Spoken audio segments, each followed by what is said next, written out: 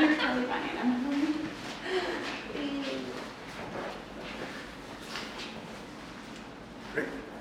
All right, good morning, everyone.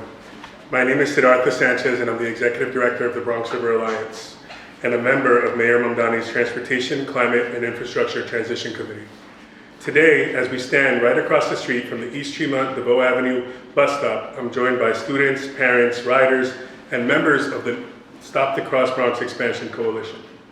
At the Bronx River Alliance, we're celebrating our 25th anniversary of reclaiming the river from the open sewer that it once was into a central jewel for neighboring communities ripped apart by decades of racist planning. But Governor Hochul is about to take us back 60 years by expanding the Cross Bronx Expressway. They're ignoring the Cross Bronx's particular needs and relying on general federal guidelines for new construction projects without considering widely accepted exceptions like cost and community impacts to better tailor their approach.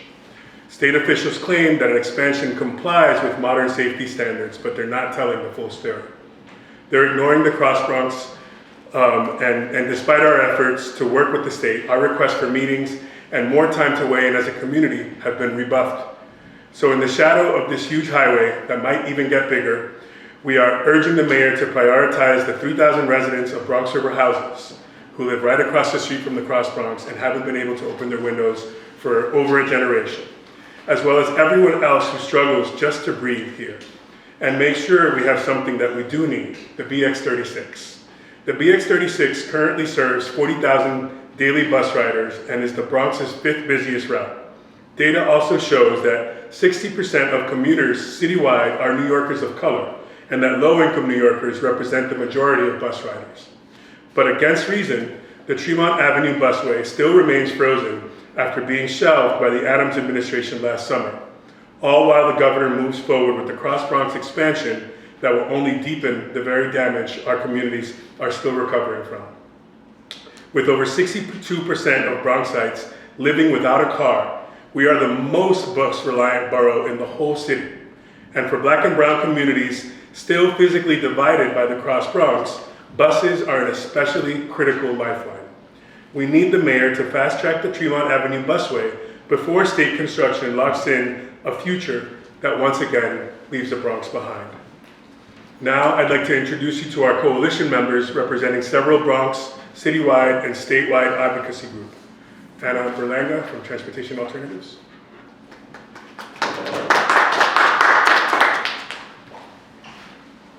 Hello, my name is Anna Berlanga. I'm the Bronx and Uptown organizer with Transportation Alternatives. I want to echo what Sid said, and what the coalition has been calling for the past year plus. We want the Cross Bronx Expressway to remain within its current footprint. We don't want it widened, not by a foot, not by 10 feet, 50 feet or more. We want it to stay within its original footprint. We've been steadfast with this ask for over a year, and we will continue to be steadfast in this ask. When we look around this neighborhood, this is my neighborhood, when we look around this neighborhood, we see, like Sid said, that over almost 40,000 people ride the Bx36. And further on into Tremont, we've got the Bx40 and the Bx42. The DOT proposed a busway last fall. They had it designed. It's a modest busway, only 0.6 miles in length, and it was shelved by Mayor Adams. So we're asking Mayor Mamdani to unshelve it, the same way he did with the Fordham, the Fordham bus project, and with much fanfare, much to-do, press conference that I was there at too. We would like the same fanfare and to-do and consideration for this neighborhood. I've got slightly different numbers than you, Sid. You're looking at the whole Bronx, 60% of people don't own cars, but in this neighborhood, it's more than 70% of people that own cars. And these are the DOT's own numbers, the census's own numbers. In addition to that, people that do own cars many of them also don't use them for their daily transportation needs. They use them for special events, going out of town, going out of town, going to visit relatives in other parts of the state. But for their daily commute, they still rely on the buses, the trains, the bike lanes, the sidewalks. And so we're asking the mayor to focus on his locus of control, what he's in charge of, which are the city streets, and to help these 40,000 Bronx residents move from east to west, which is something that we're finding is really difficult for Bronxites to do. More Bronxites live and work in the Bronx than work in Manhattan. So while the train is wonderful to go north-south, go into Manhattan, go to those business centers in Midtown, we're finding that more Bronx residents work in this borough. And wouldn't we want to spur that economic activity? Wouldn't we want to help people in the Bronx? And I have the pleasure of being able to lead a women's ride later in April, and as a result, I did a lot of research for how commutes affect women. And what we see that a 10-minute longer commute takes 4.4% of women out of the workforce. So speeding up these buses really is an equity issue, really is something that would improve the lives of people in the Bronx, my neighbors, myself, and we're urging Mayor Mamdani to pay attention to that, while we urge Governor Hochul to listen to us, listen to the community, and keep the Cross Bronx within its current footprint. Thank you. Next up, I want to bring up Dana Dennis from the Writers Alliance. Good morning, everyone. My name is Dana Dennis. I am one of the senior organizers at the Writers Alliance and the designated Bronx organizer for about 10 months now. I'm a lifelong New Yorker who has been priced out of New York City. I currently live in New Jersey due to no other reason than New York and my hometown of Bed-Stuy, Brooklyn, not being affordable. And so I very much align with what happens in the Bronx, especially around policy, transportation justice, and racial equity, right? And housing, because we're going to name all of those things. They're all at the intersection of each other. And more than ever today, I really want to just call on and demand a lot. Let me use that word. That word is more important. I would say we need to call on the mayor and the governor, the MTA and the DOT to have more collaboration than we've probably ever seen. We need it now more than ever for not just Bronxites, but across the city, but specifically speaking about this area, about what we see happening across Tremont, what we're seeing all across the Bronx, right? What we're seeing on Fordham, what we're seeing on White Plains Road. We pride ourselves a lot on being this huge melting pot and having access to a city that is full of culture, food, flavor, right, traditions.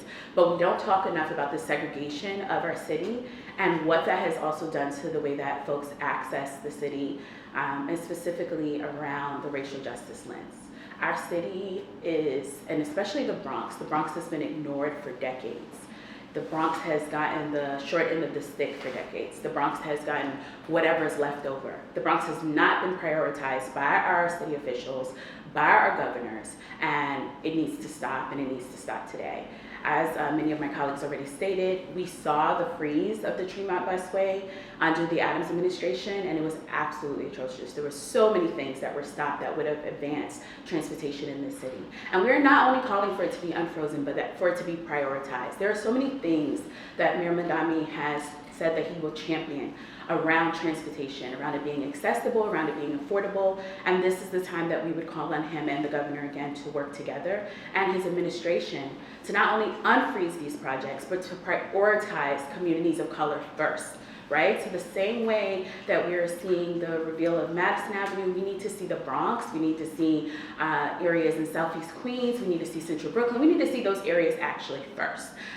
The highway expansion is something, and I say this as someone who both takes public transportation, owns a vehicle, had to buy it once I got to Jersey, and actually loves a good bus ride, even over a subway ride, right? And I'm a person who's able-bodied and does not want to climb the many steps, right, of the overhead transit systems here in the Bronx, but I can.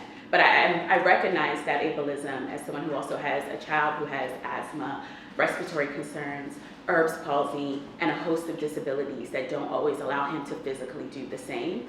And it makes me so mindful of the community that is now not only riding the bus, but bus dependent, That framing is important.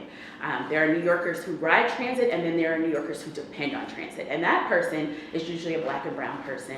That person is usually a low-income person, a lower wage person, or hourly wage person whose hours are being deducted because transportation in the city is failing them, right? So that person is the person waiting right now 30, 40 minutes for a bus in the snow. They had to get out this morning. There was no remote option. And those are the people that we still need the governor and the mayor to prioritize in these projects. Thank you. Thank you, Dana, for those powerful words. Next up, I want to bring up Adrian Cacho from Open Plans. Good morning, everyone. So my name is Adrian Cacho, Senior Organizer at Open Plans, where we promote a people first street culture that promotes community, active mobility, and connection. We're all here today with a simple ask. Mayor Mamdani, we need you to restore the Tremont Busway project and improve service for the nearly 40,000 riders who rely on the Bx36 to get to work, school, and their appointments. Restoring the Fordham Busway was a solid foundation, but we need investment. We need more investment in public transit in a borough where a majority of its residents live car-free. We must reduce vehicle miles traveled so that residents in the Bronx can have cleaner air and safe spaces. We are at a proverbial crossroads. We are still waiting to see what the future of the Cross Bronx Expressway holds. So, our city and state must and should prioritize what our communities need, which is this improved bus and train service across the borough. Thank you. Adrian, next up, I want to bring Reese Brosco from Youth Ministries for Peace and Justice up. Good morning, everyone. Thank you. We're here today with an urgent request for Mayor Mamdani to fast track the Tremont Avenue busway and build the future the Cross Bronx corridor desperately needs. Generations of our residents have experienced pollution in our air and our environment, sickening them and their families. The Cross Bronx has unquestionably earned its title as the borough's worst transit mistake. And in the context of reimagining the Cross Bronx, while also, for some reason, widening the Cross Bronx, which we oppose, we think that the city and state has an opportunity to pursue transportation alternatives that reduce emissions for our residents. And so we'd like to see this busway happen. Thank you. Thank you, Reese. Next up, I want to bring a local resident and community garden member, Annika Cherry from Morning Glory Community Garden. Hi, good morning.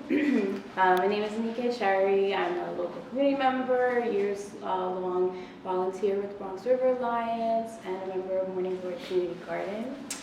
My comments are just that I'm disgusted by how disingenuous DOT has been about this project. We've been calling this out for being an unwelcome highway expansion from the beginning. It's disgusting to build an extra highway lane for car traffic with money meant for local micro-mobility infrastructure after local residents have already said no. Tell them you won't do it and then turn around and do it anyway. But that's how DOT is operating. So here we are now, having to beg them to at least use that lane for buses, which was an option that we could have just settled on months ago, had they been honest that there was no room for negotiation on adding another lane from the start, and had the city not pulled the option then. And we're just here to demand that the extra lane be used for buses for Bronxites. We're the taxpayers, we're the constituents, we're the community who's going to be actually impacted by this project. DOT should really be doing what we say. And yeah, Mayor Mamdani, we're just calling on you to hold to your promise to protect New Yorkers' interests and show us that our government is still trying to work for us and not against us. So Thank you, Annika. Next up, I want to bring our host, Akia Gutierrez from the Bronx River Arts Center. Oh, thank you. Good morning. My name is Akia Spiteri. I'm the new executive director here at the Bronx River Art Center, also a longtime resident of the Bronx. Our center is located just steps away from both the Bronx River and the Cross Bronx Expressway. And every day we see how decisions about the corridor impact our neighbors' health, our air, and our environment, and we believe in transforming that reality. For nearly 70 years, the Cross Bronx Expressway has polluted our neighborhoods, displaced families, and left our communities with some of the highest asthma rates in the nation. And now, instead of repairing that harm, the state plans to widen it. Let's be clear, expanding a highway is not progress. 62% of Bronxites live car-free, and nearly 40,000 riders depend on the Bx36 every day. Crosstown transit is slow, overcrowded, and building bigger highways only worsen traffic and pollution, not improve it. Today we're here with an urgent request for Mayor Mamdani: fast track the Tremont busway and and help build the future Cross Bronx corridor that we definitely need. Fast tracking this project has proven a people-centered solution that reduces congestion, cuts emissions, and prioritizes the residents who actually move through the borough. Do not widen the Cross Bronx, widen opportunity.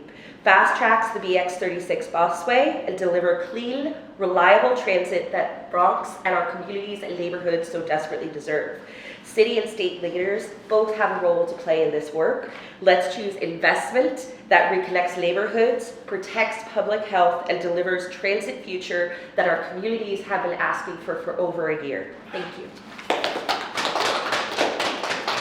Thank you, Akia, for highlighting the importance of bringing folks to this center using buses and to the parks in the river adjacent to here. Last up, I want to bring up Victoria Toro, the Bronx River Alliance Outreach Manager, who's also a local resident and a new mom, who would like to share a few words.